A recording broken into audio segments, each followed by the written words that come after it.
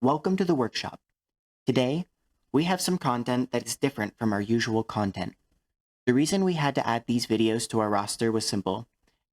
I have been a huge fan of the Wheel of Time since I was little when my mom would read them like bedtime stories, albeit somewhat censored.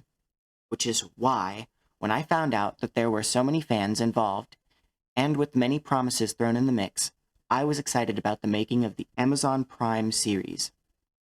I had a lot of hope for it. Sure, before the show's release, there were some comments that gave me pause, but way more assurances. If you want a better breakdown of what I'm referring to, then take a look at the video description down below. I have since started watching the series.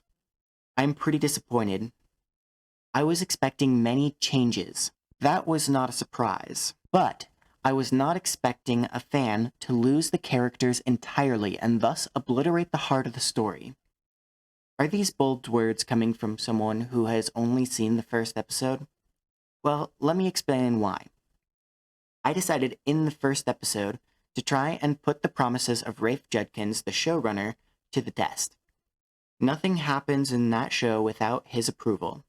According to many of the remarks before the show, these changes are mostly budget, with a bit of book-to-screen issues and some need to speed things along sprinkled in.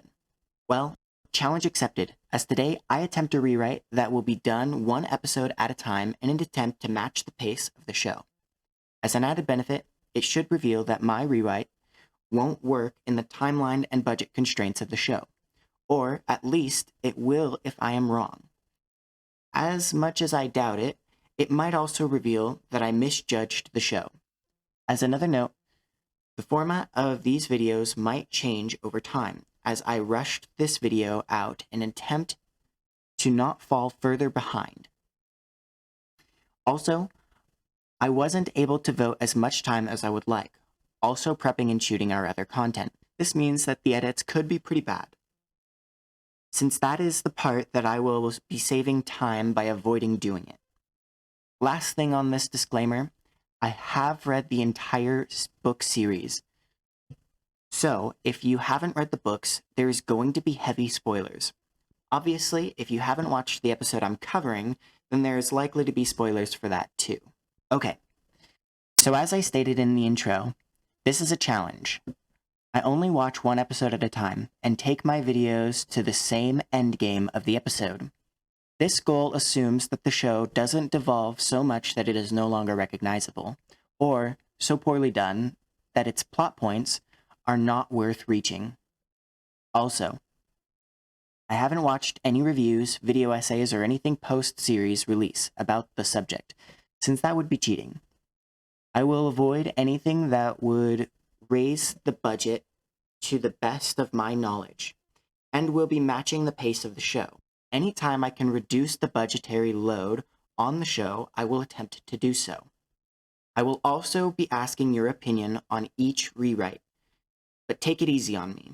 Remember that unlike the people who wrote the show, I didn't have 2 years, a full team, formal training, and I am working within the constraints that they didn't have to, namely, conforming to a TV show as it airs, episode by episode. I will do my best, though. I have only 1 week to prepare each episode, and I have other responsibilities each week, so I can't devote my full attention to the series. All said and done, game, set, match. Where we start and where we end. The escape from Shadar Logoth to a random village?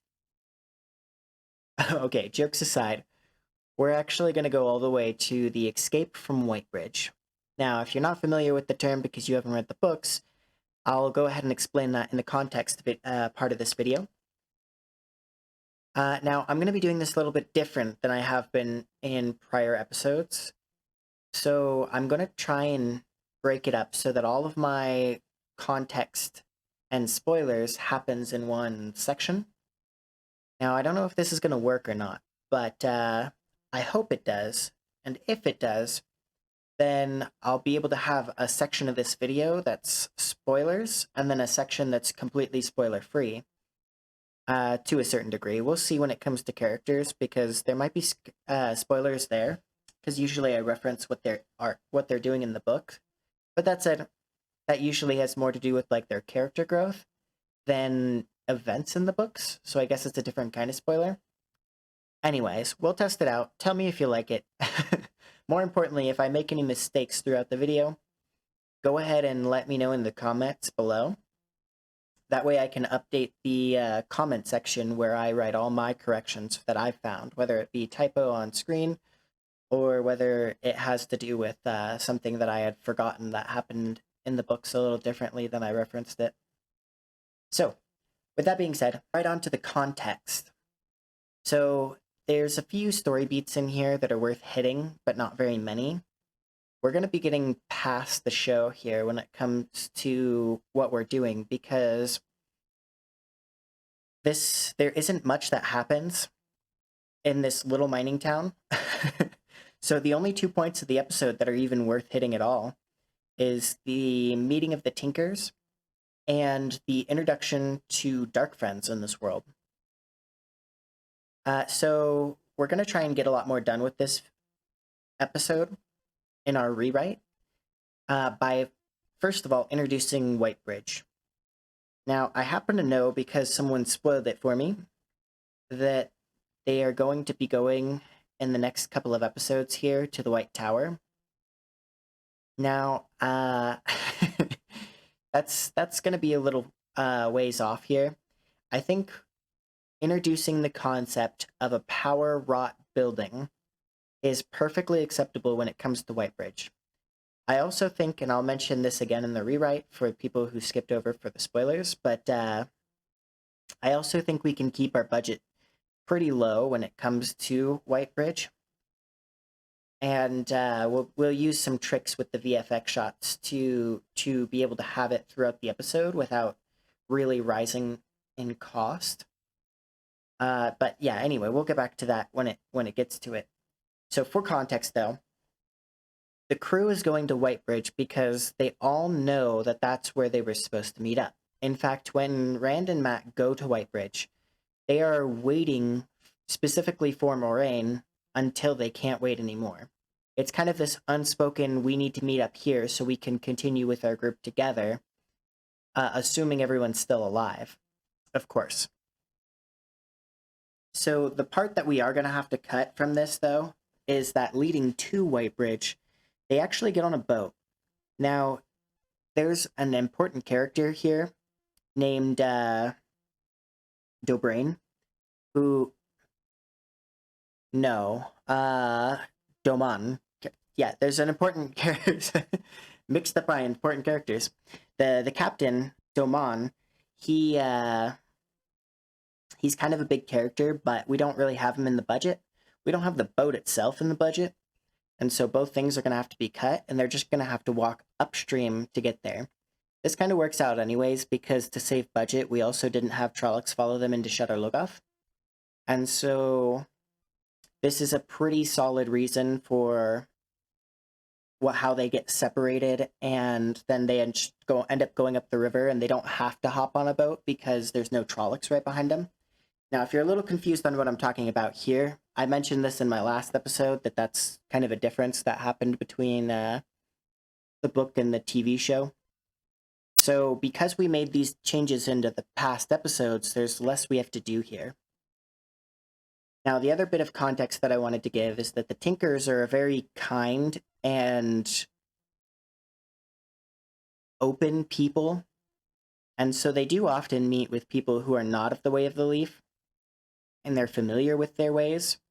And so the other thing that we'll be changing here in this episode, just as far as, like, again, this is for context, is that they wouldn't bear down on them and be like, ooh, what is the song? What is the song? Tell us now. You have to say it. It's not like a compulsion that they have to finish the phrase. It's just polite. And if you don't know it, they won't talk to you like an idiot. They'll just be like, oh, they don't know the song, whatever. And they'll move on. It's just polite if you respond to them in their way. And it's like a kind gesture towards them to finish the phrase. And so you could even initiate it. It'd still be kind. But that's That's not the same as like having this ritualistic and forcing them to say it. And anyway, it was just a mess. I just wanted to give that bit of context there. The other bit of context that I have to give as well is in the books, there's a character that we're not going to be able to introduce here called Elias Machira, and he is a wolf brother. So what it's been hinting at with Perrin's abilities is actually explained when we meet Elias Machira, who it has this ability to communicate with wolves and takes on some of the traits of a wolf. And so with that, he's kind of an important character, but the reason why we're cutting him is for budgetary reasons. That said, the other bit of context that I want to give in regard to the wolves is Hopper. Now, Hopper is with Elias, along with an entire wolf pack. And that's when Perrin is introduced to the world of wolves. And so I would really like to have all of them. However, I think we're going to have to make Hopper the forefront here. Again, because we really need to save our budget. We have a bit of a bank stored up. And quite frankly, showing Whitebridge would not be that expensive, assuming we don't have anyone walking on the bridge. We do still frames. And I said I'd talk about it in the rewrite, but even that, I hesitate to consider that a spending because it should be so cheap. And then but I can't justify blowing our budget on getting Elias Machira because he's not going to show up till book 9. So there's a long time with him missing, and I just don't think I can justify it. However, on the other hand, Hopper is in almost all of them, so he can be in it without really raising the budget unnecessarily. And of course, these are all estimates. I don't have access to the actual numbers. I just try and match VFX shots for VFX shots and stuff like that. And the main point I wanted to bring this up for is that we are trying to bank that savings because we're going to spend it later in the series and hopefully still have budget left over. So anyway, that's the context for this episode. So not a whole lot happens, but let's get into our rewrite. Okay, so this is what I got for you. Thom, Rand, and Mat arrive in town. Comments about following the river for a while are passed between the two as Thom breaks in to tell the boys about their cover story. The reason why we pass it in dialogue here is just because, again, we couldn't afford the boat. And the fact that they cut the river out of the TV show makes me think that there was probably some kind of issue with the location. And so cutting straight to the town and having them walk up should be able to save us a considerable amount of money, or at least not raise the budget. So, this introduces the idea that Thom is a little bit wise to the world in ways that we haven't yet fully understood. So, not only has he fought the Trollocs using throwing knives effectively, but also we established that he knows at least some forms of espionage, as he makes really detailed and wise choices when it comes to their cover stories and how they should act and ways to help them keep their cover story. Well, after he does this, of course explaining that they're from Baerlon and what their new names are, it doesn't much matter what those names are because they shouldn't really come back too often. But once he does that, he should go and try and figure out which way they're going to go. There's some hesitation as to whether or not they should wait for Moraine or whether or not they should go ahead. Depends on how close their enemies are behind them. But that's also something that they should keep track of as well. I think this should happen, specifically the part where he goes off to ask questions. I think it should happen in a tavern setting where we keep the camera on the boys. This could happen on the street as well. In any case, it's important that we keep the camera on the boys because by showing just their reactions, they watch Thom talking to someone and then having Thom come back and relay his findings, we hope to preserve some of the naivety that the boys are supposed to be showing. All the Two Rivers folk, but particularly the young ones, which would be the three boys and then Egwene. Not really Nynaeve. She has her own form of naivety, but she's a little bit older, a little bit more mature. And so there's less of that to convey. We'll touch on that much, much later in Nynaeve's story arc. So that'll probably be a couple seasons away before we really start digging into that part of the story. But we'll see. I'm not that far yet. This is, for now, isn't about Nynaeve. We haven't talked about her. I'll get back to that as to why she's not in the episode yet. Because we're going to move on from the scene where we have the boys and then Thom gathering information and then relaying their findings to them. And we're going to cut from that to go to Perrin and Egwene. Now, Perrin is hunting unsuccessfully. I think he should fire an arrow into the bushes after it rattles a little bit to show that there was something that he was shooting at. Of course, that way we don't have to worry about animal actors or props or anything like that. Any more props, anyway. Because, of course, he does have his bow and his axe. I didn't realize until this episode that he didn't have his axe, but that's definitely something that we would have in our rewrite. So it wasn't an oversight. I just literally, or at least it wasn't an oversight in the sense that I forgot it in the rewrite. It was an oversight in the sense that I didn't realize that I had to change it. I had to amend it to give it to him. But yeah, he definitely has his axe and his bow. Now, the whole point of him coming back with nothing and having not eaten recently is just to fast track how it went in the books. I mean, this isn't really a spoiler, but it's supposed to be a few days that they're traveling, which I don't think it conveys very well. If it is a few days in the show, I was not aware of it. The idea is that they're only finding very little food, and we're just going to change it to finding no food so that it can happen in the space of a few days, just like a day or two, rather than like weeks or so. The other thing is that Egwene should say something like, "Oh, is there still nothing but field mice around?" As we should really keep in mind that Perrin's good at this. Rand's an amazing archer, but Perrin and Matt are both better archers than your standard archer, even your standard, like, army archer, because all the Two Rivers folk are great with a bow. I would actually put my money on Egwene and Nynaeve before I would put it on any random archer from around the nation, just because they're Two Rivers folk. Now, we don't want to degrade the characters, because the show, as we've seen, has continually degraded the characters, making them seem foolish, rather than showing how good they are and how impossible their circumstances are to boot. So, they're not lucky and fumbling around, they're extremely skilled, and we should remind the audience of that. Here is where, very soon, we're going to introduce a very important character named Hopper. Now, I have a little bit of context as to who Hopper is in the context portion of the video.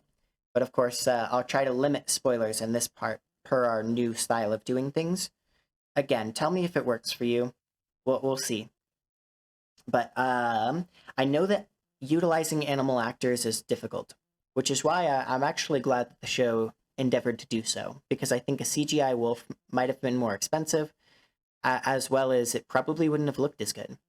Of course, there are inherent issues with this as well. So I think we should introduce the voices in Perrin's mind. So Perrin can talk to wolves.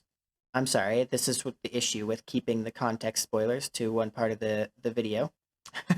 But Perrin, we were going to have him ignore the voices for the most part.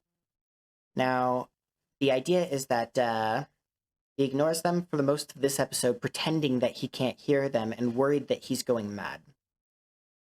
So we can use this to trade suspicion to wondering if Perrin might be the Dragon Reborn. And we're going to shuffle through this, like I was saying in the previous episode. We're going to be like, oh man, who is it? Who is it? because we've introduced it this early, whereas in the books it wasn't really hinted at until then. I've talked about that last episode, so unfortunately, if you didn't know, that's already been spoiled for you. But finally, the wolves come into the camp calmly. At this point, Perrin draws his bow, and Egwene draws her knife, and then the animals just kind of lay down, super chill. That shouldn't be too difficult for animal actors, but it'll also show that it's not just in Perrin's mind. It's not just voices, but it'll have like the wolves come in and Egwene able to interact with it and to discuss it with Perrin and be like, well, there's got to be something to this whole like they're not attacking thing, because you're hearing voices and they seem to respond to that, and they're not attacking us, so it shouldn't be like a fake thing. And then to just kind of prove their friendship, I think the wolves should take Perrin hunting, where they actually use their keen senses to help him track down some food. Now, we cut back to Thom and company, as Thom performs for their nightly fare.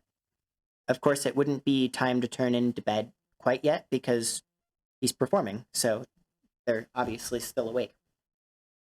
Now, they are to leave in the morning because they finally decided that there are probably people catching up with them.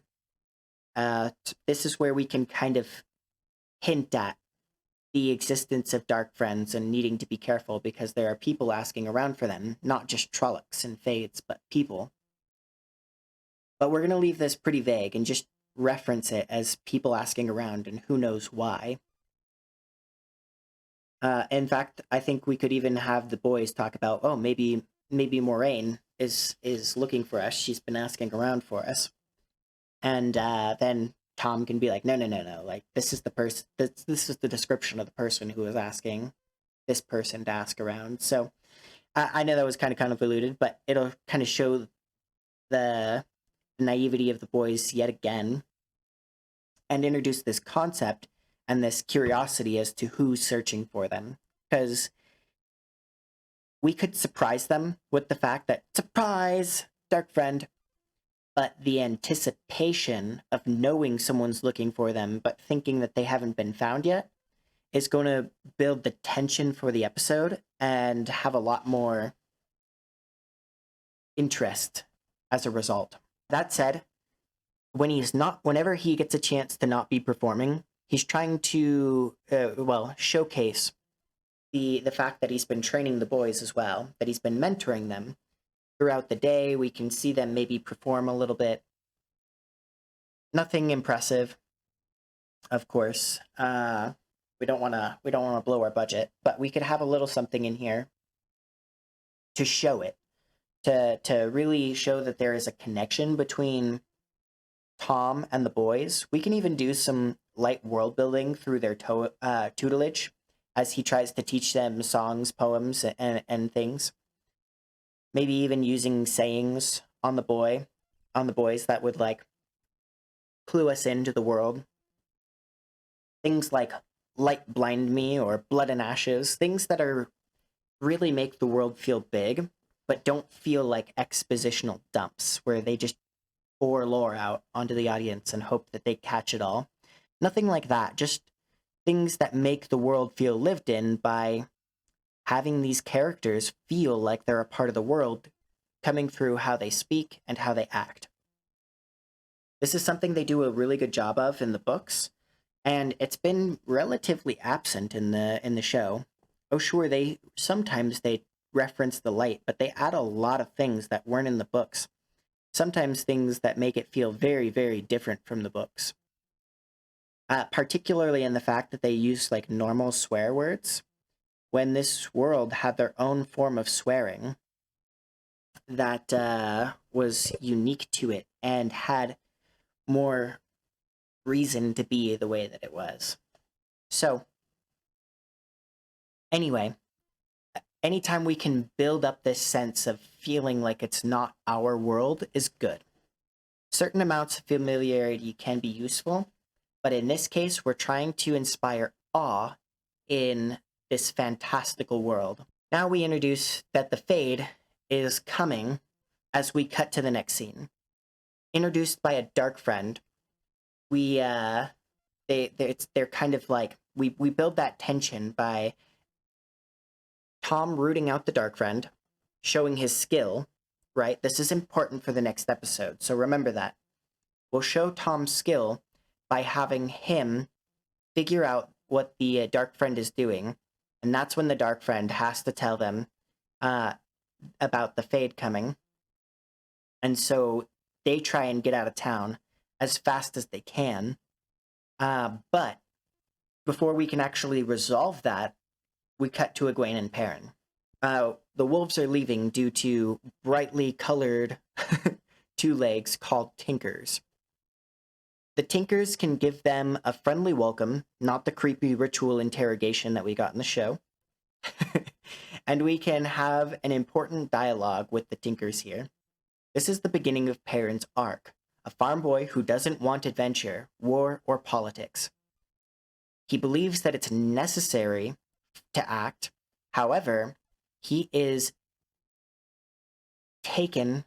swept up in this concept of the way of the leaf and how nice it would be to just dance and let the wind take them wherever he wants to. It's not just about freedom, it's about that peace that he's interested in, that he doesn't know if he can ever have. Not necessarily because he craves violence or anything silly like that, or because he has a tragic backstory. Again, nothing like that. It's just that he's always wanted the simple life, and that was stolen from him. And so now running into the Tinkers where they say that it's not just like that it justifies the way he's feeling and doubles down on it and makes him want it even more. And we build up this idea of like, he's using the axe, but is there another way? Could he truly leave his axe and live a happy life? Or if he puts down the axe, will he forever be tormented by the Dark One's armies? So it's this conflict that's important, and this is where we draw Perrin's beginning arc, not from having him being married and then killing his wife accidentally. It isn't necessary, because Perrin already wants this, because Perrin is just a peaceful kind of guy.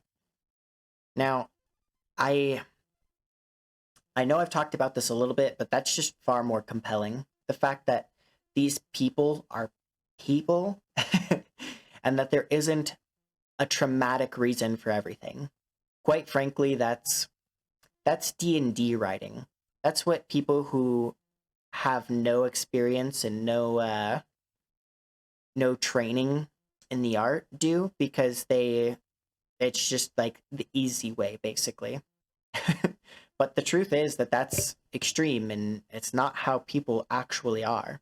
So, anyway, the other thing is that, as I said earlier, there's this concept of the axe, and so I didn't realize that he didn't have it earlier, but we definitely would have mentioned it if I thought that it wasn't already in the episode. So, this is important simply because it makes the Tinkers uncomfortable. They don't take it away from him, but they disagree with him even having it. See, unless if it's like a woodcutting axe, which it isn't, it's definitely a warrior's axe. There is a difference between them. And and so it makes them uncomfortable, but the important part of this is that he does have it, and he's interested in the way of the leaf, but he doesn't feel like it's available to him. So he's glad for them, but he himself cannot put down the axe yet, because he still has more to do. So, yeah. After these peaceful scenes, we cut back to the boys and Thom. Now they're trying to sneak out of the village without being noticed. Thom bundles up his cloak so that his things are unrecognizable. His colorful gleeman's cloak is turned inside out, and he hands it off to Rand, and he is donning a new garment to to be less conspicuous. We end the episode with the grand finale of as they all try to escape, the Fade catches up to them, and Thom yells to the boys to run as he attempts to hold the Fade or the Myrddraal back while they escape. So this is going to be huge for our next episode because the benefits of setting this up this way, there's quite a lot. First of all, we're going to move the story past what they did in the TV show, as we really don't have the time to dilly-dally. We're trying to fit 14 books into, I think it has to be 7 seasons or less. So we're going to have to cut out basically entire books of content. We don't have time to have an episode where nothing happens. And so introducing the wolves and introducing the Tinkers, the two juxtaposed sides of Perrin, where he's trying to figure out which is more important, the leaf or the wolf. Like, where does his heart lie? Because he kind of agrees with both. And actually, both helped him on his journey. The wolves help him hunt, and the Tinkers share their food. So, which one is going to be more fruitful to him? Also, there's something we didn't really talk about here, but we'll get back to it in character development. But by spending a little more time on this episode, by having things happen rather than just shaky cam running through the forest, we're actually going to be able to build up Perrin and Egwene's characters a little bit more, which I'll get to in a second, but it's a benefit. I just wanted to mention it here in this portion of the video. The other benefit, of course, is that we build up Thom, Rand, and Mat. Now, because we effectively showcased Nynaeve, Lan, and Moraine in the last 2 episodes, here we get to highlight the 5 characters that haven't had as much love in the series yet. At least in our rewrite, they haven't had that much attention. And that's because Lan and Moraine are so important in the first 2 episodes, as well as Nynaeve. And so they should have been built up first, specifically because we're not going to have as much time to cover each and every character, and they're the ones making things happen. Whereas when it comes to the younger Two Rivers folk, things are really happening to them. And so we really want to follow who's doing the things here, and then we'll get back to the younger ones in a bit here, which is what we're doing in this episode. So it's a major benefit.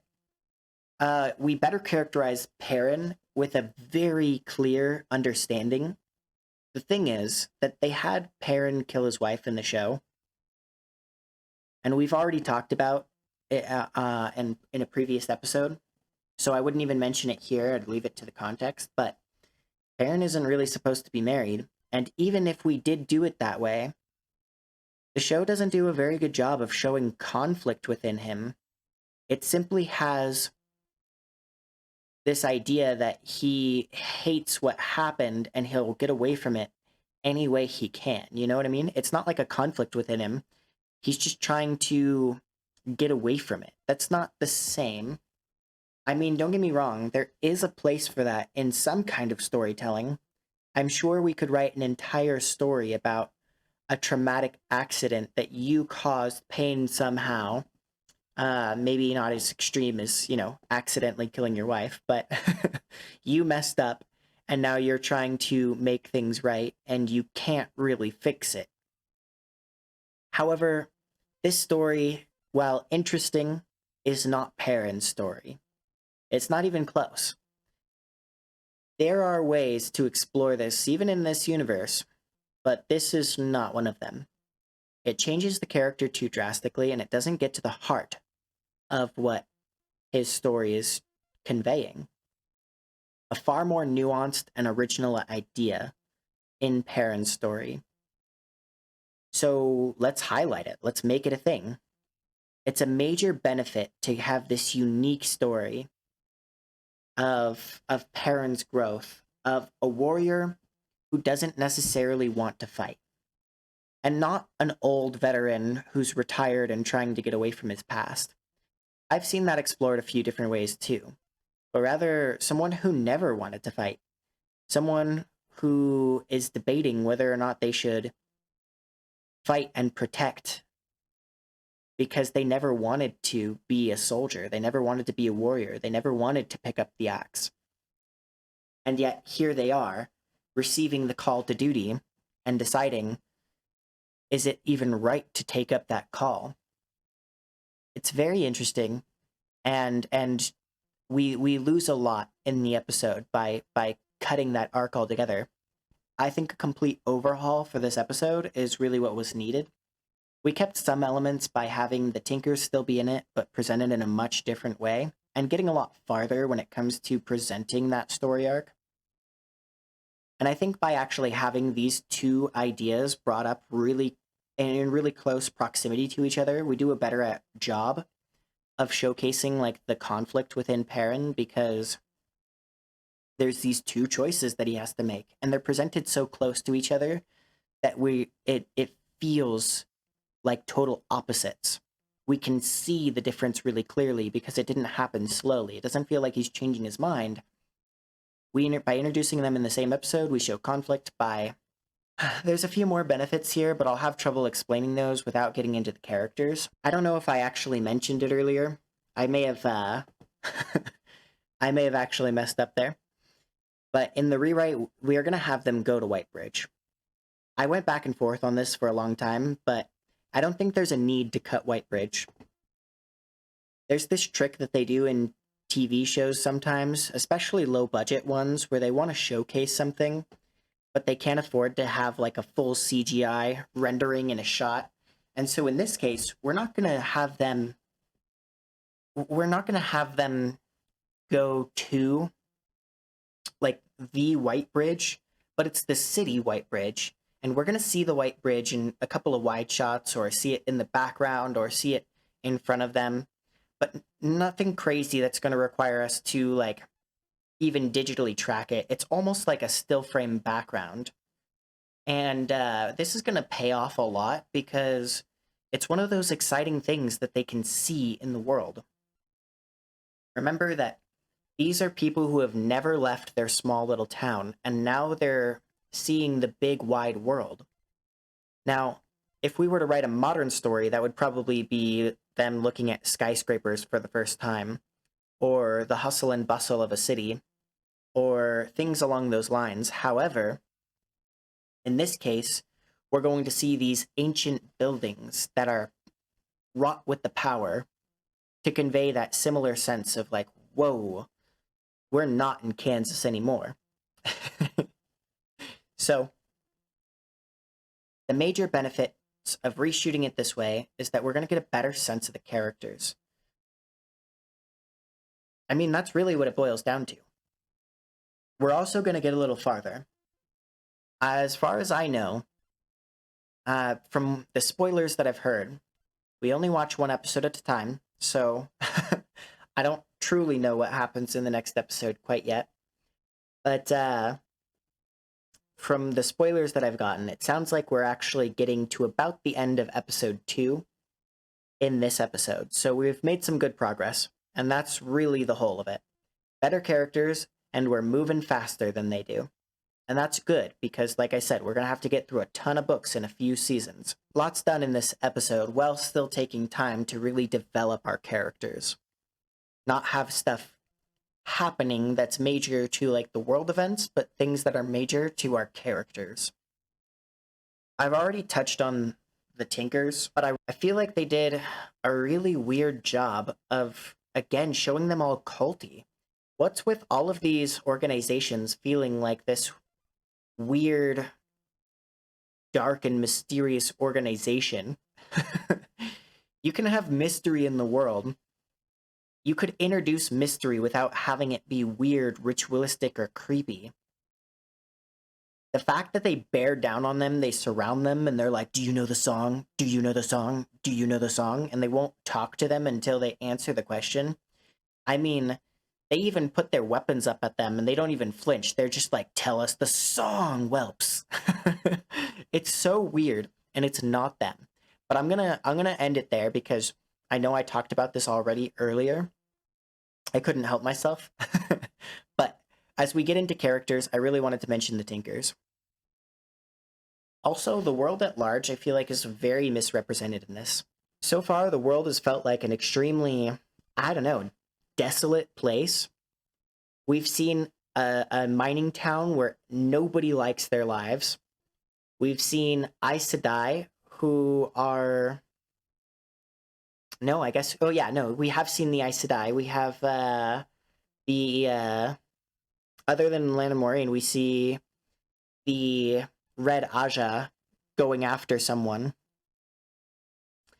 And then we have the Women's Circle introduced as like this weird ritualistic cult where you have to potentially drown in a river and and that they're braiding themselves into each other with every strand of hair, and that they can't talk about what happens in these ceremonies.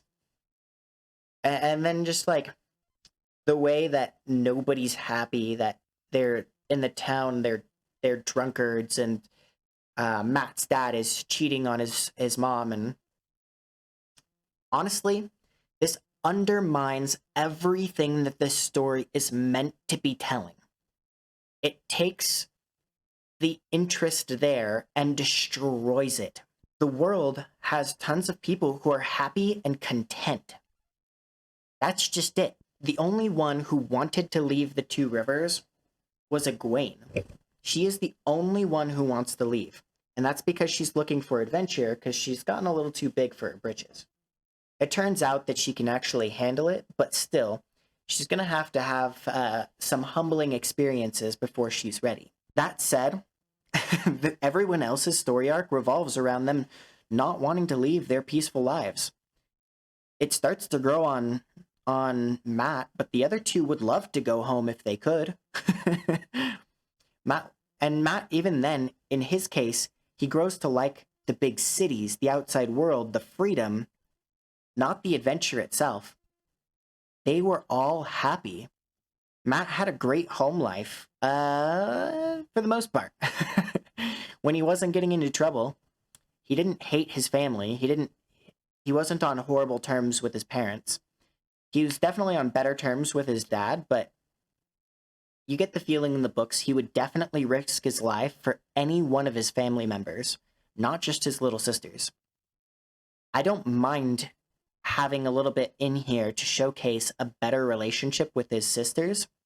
Anyway, I digress, because we're not talking about Matt. We're talking about the world at large, and how when we mischaracterize the world to feel like a dingy and gray place, it feels like them leaving the village was a good thing. In fact, even in this episode that we see in the show, the mining town lady says, the tavern keeper, she says, like, oh, you're lucky to have left town. It sounds like you've finally gotten to go on an adventure. Like, leaving town is the end-all be-all, rather than the fact that it was a happy place that they'd love to go back to.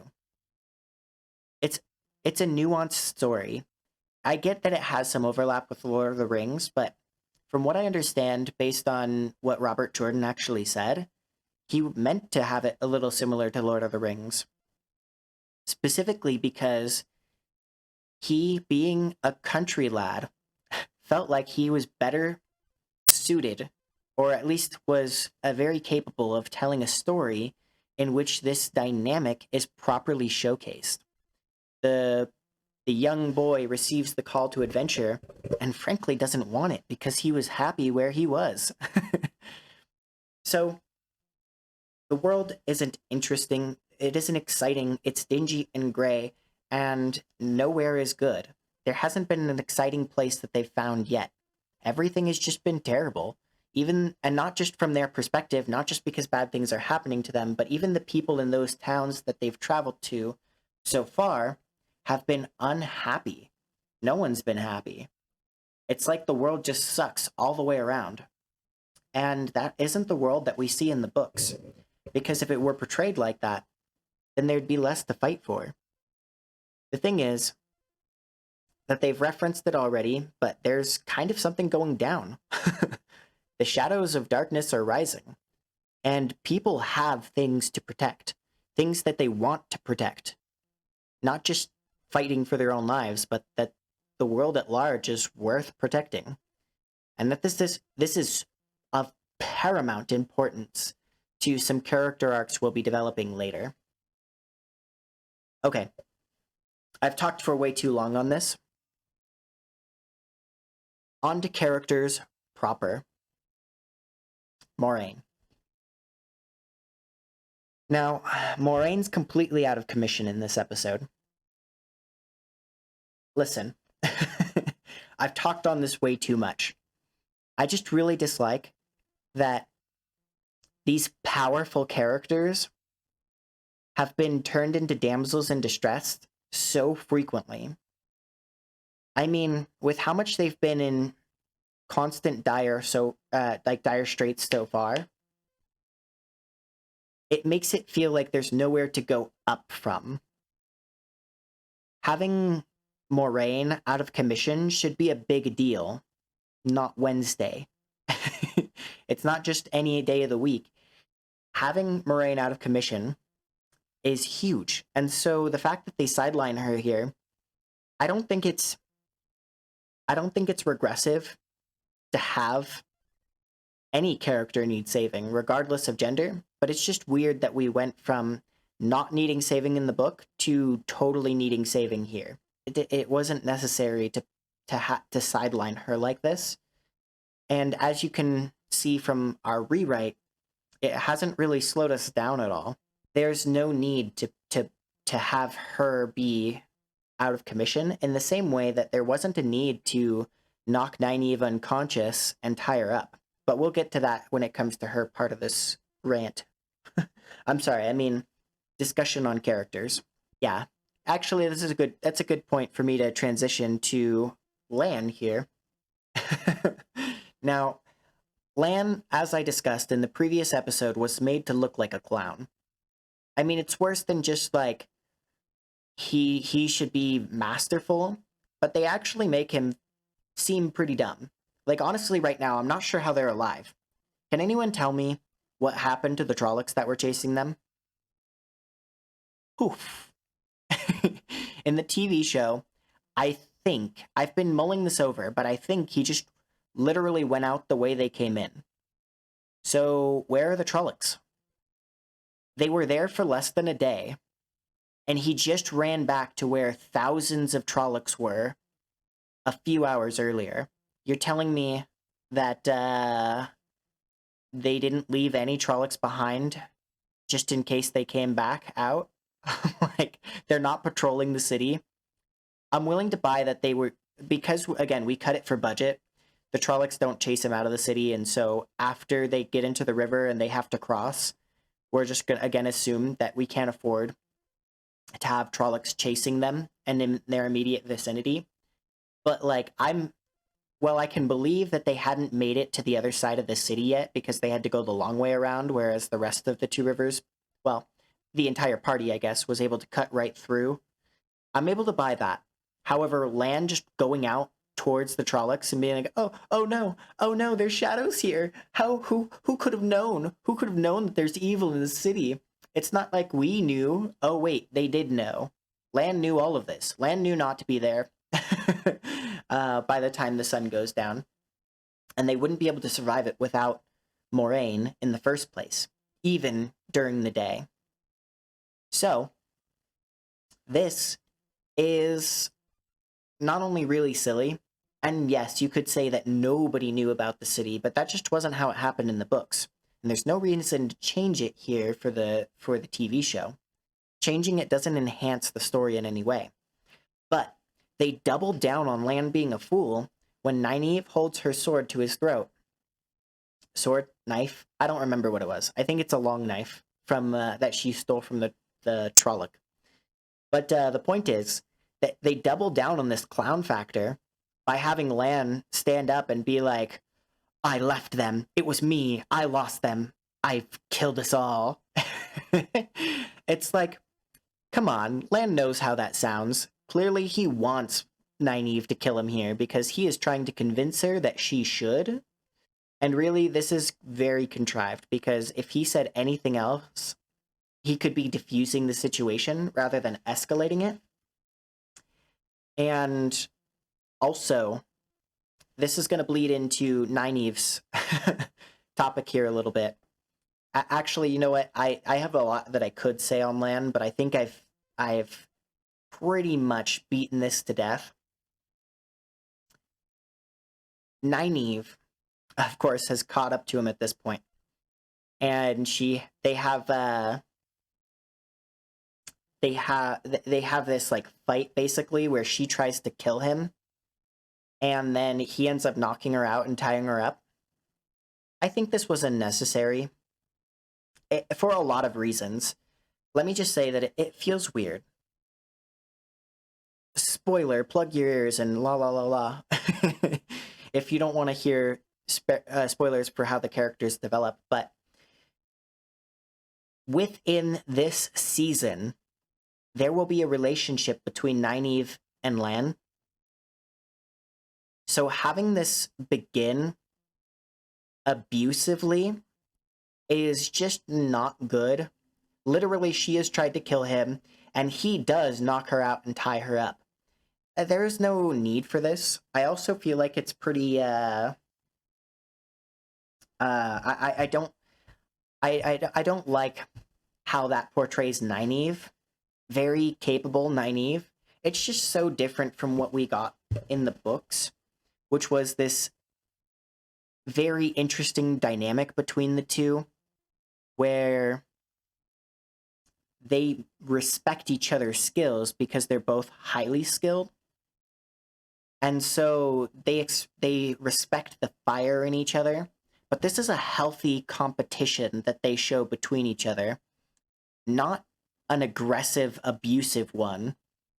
And so it just, yeah. And then even before that, at the beginning of the episode, we saw this whole like struggle between Nynaeve getting away, and then just like, I don't know, I guess running directly after the Two Rivers people that she didn't know was gone. I mean, they even tried to hand wave it. I brought this up in the last episode that it really doesn't make sense for Nynaeve to have been able to follow them, because she would have had to track them through Shadar Logoth, or else wait outside Shadar Logoth, but then how would she know that they're coming back? Or if she didn't track them, then she was just lucky because she just ran into him outside the city walls. They've been traveling for like a month now, so that's like impossible to just randomly walk into someone in the world. Like, let me tell you, if you just start wandering into the desert, you are not going to find the people that you happen to be looking for. Like, if you have no direction here, you're just donezo. Even if you know like east, south, northwest, that's still not enough. You're not, the world's huge. You're not just gonna walk into someone by accident. So she had to be tracking them.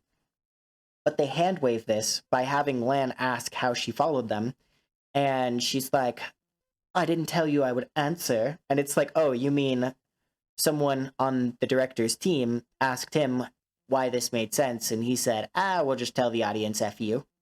And I'm sure they'll buy it. This is bad writing. The reason, and the thing is, sometimes these things are unavoidable, sometimes they're accidents. In this case, it was deliberately changed from the books in a way that doesn't make sense. This is exactly what happened to Percy Jackson, where it's like, once you change these things, this plotline doesn't work anymore. It doesn't make sense to happen this way anymore. And so I really didn't like how they did this to Nynaeve. It degrades her character. I feel like, again, we've gone back to these characters. They will be damsels in distress. Every single one of them, at one point or another, will need saving. Okay, that's just realistic. However, we've taken like 3, 4, 5 strong moments where they didn't need saving, and we've changed it so that all of these female leads need saving or are helpless. This just, I don't know, it feels weird to me, because again, not because this can't happen ever, but because it didn't happen that way in the book. So why are we changing it to happen like that? Was it unacceptable that they can handle themselves for even 1 or 2 episodes? Sure, Nynaeve kills the Trolloc, but then immediately she goes and gets tied up. I mean, if we would have just showcased it properly, she wouldn't have gotten kidnapped by the Trolloc in the first place. We would have had her fighting and surviving through that day because she's got a lot of spunk, she's got a lot of fire. A lot of the Two Rivers folk have that fight in them.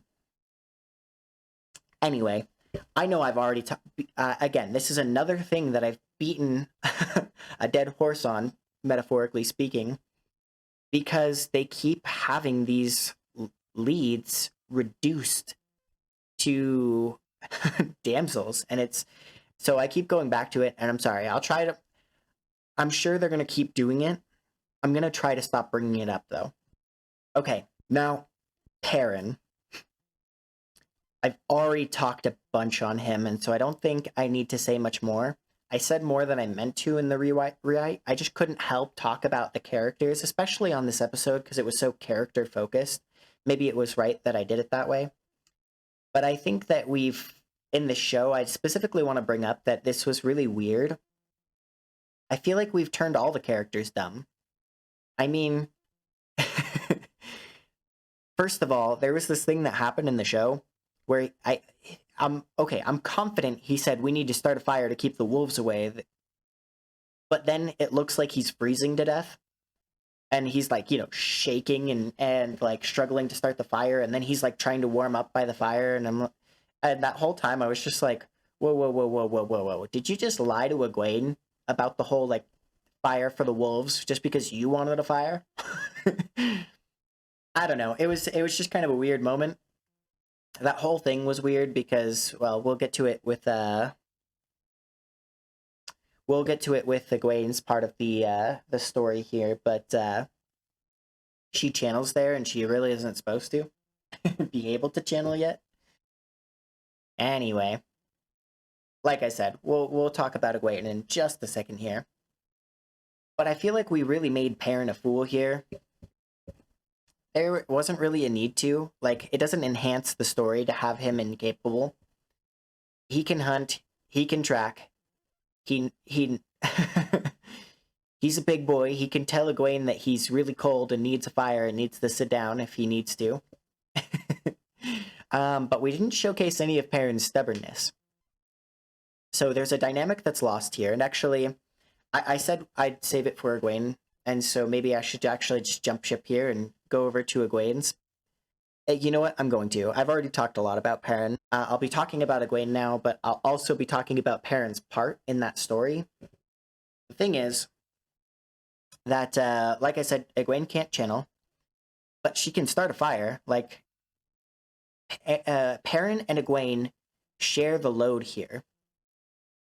The two of them are surviving together using their excellent woodsman skills. They're pretty good at what they do. I don't think we've shown that at all. And there's no need to change this either. Like I said, I could see it's not like a huge deal in the grand scheme of things. But there isn't really a reason to make them incapable. So I don't get why this was changed. But moving on, there's this dynamic. Because they're both capable, Perrin keeps trying to protect her, and Egwene is trying to protect him.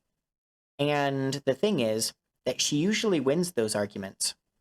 Like, okay, specifically, they have a horse. Now, I don't think we're going to change it to have a horse here, just because I don't really know how much that is going to cost. And so if they didn't add a horse, I'm going to assume that it was, like, expensive or something, and so we're not going to add it. We're really giving them the benefit of the doubt here because of my inability to accurately depict the numbers, and so I'm only making these changes if I'm absolutely positive we can do so without affecting the budget. But again, the point is that there's this dynamic of there's a horse, and they're switching off who's riding it, and Perrin tries to give Egwene more turns than he gets because he's trying to protect her, because he's worried about her. And Egwene proves to him that he does not need it. In fact, she usually wins those arguments, and he ends up, instead of, like, leading, he ends up more so following in a lot of ways. Because Egwene's like, oh, I don't know, like, you need this too. We're splitting the food equally. we're splitting our ride time equally, and I don't need saving. She says in the show, like, I don't need your protection, Perrin, but they didn't show us that. She says it, but they didn't show us that. So far, she has needed nothing but protection in this show. The only thing that she's done capably by herself is light the fire with the one power, which, as I said, isn't even accurate. She's not supposed to be able to channel yet. And so, why don't we show her being capable? like what? I know we threw this line in here, but just show us that she's capable. It feels like a lie when she says it. It feels like she's just wrong. She told Perrin that, but she was just pretending to be strong for the sake of his feelings. But in the books, we actually got to see that she genuinely didn't. Also, it's a running theme in the books that a lot of people feel like they don't need saving, but they definitely do, and that goes for all the characters, regardless of gender. But that's neither here nor there. It just feels a little weird that we did this again. Okay, I said I wasn't going to talk on this, and I'm not going to talk on this, so I'm just going to be really brief and be like, yes, Egwene was far more capable in the books. Why do we do this? Why? Yet another damsel moment that didn't need to happen. It's fine when it's important to the story. This served no purpose. It just felt like they weren't man enough to actually make her a strong role.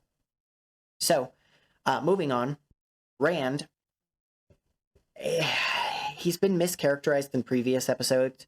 I don't really feel like there's a lot to say here on Rand's character in regards to this episode. He's really flip-floppy, but he has been the entire show. I feel like we really haven't gotten down to what his character actually is, but I already talked about what his character is in the last episode. We got a taste of it when he was being a kind of a goody two-shoes and chopping up the firewood in the actual Prime show.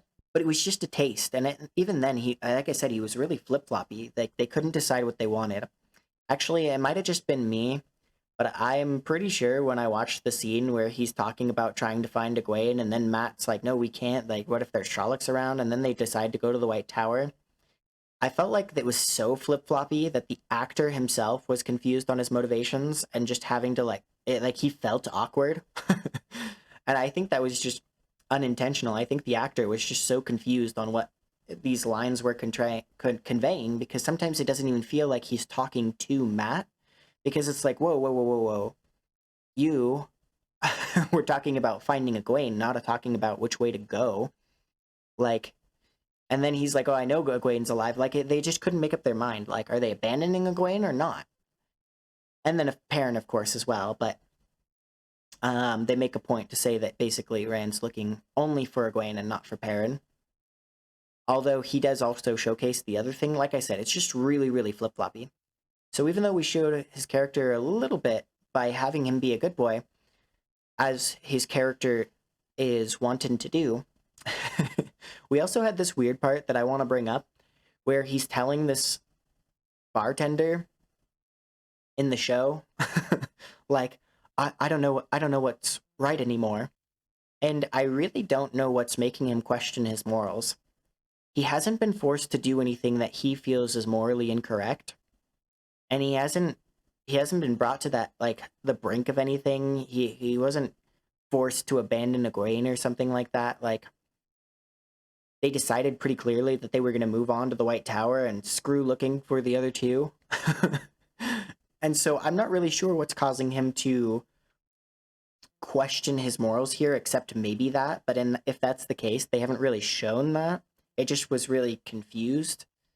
And so this, I don't know, it's just gross mischaracterization of all the characters, honestly. But in this part in particular, I was like literally watching the episode being like, what are you confused about? Like, I'm really confused. What moral dilemma are you facing that you have to decide what's right and what's wrong? Right now, you're just trying to survive. So what's in question here? I don't know. It was just really weird and confusing. We're gonna move on.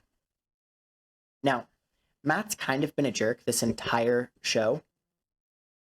He's a thief, he's a liar, a cheat, and his mom has already brought up that he's going to be a prick And the only really saving grace that he's had is that he's sometimes nice to his friends and that he's nice to his sisters.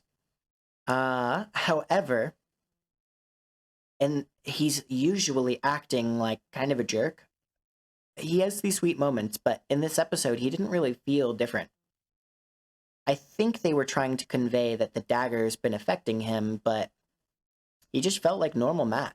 And so when Rand and him fight, I mean, Rand even says, like, yeah, go on, like you always do. Like, this is straight up in character. This is so normal for Matt that Rand's not even surprised. He's not weirded out by Matt acting differently.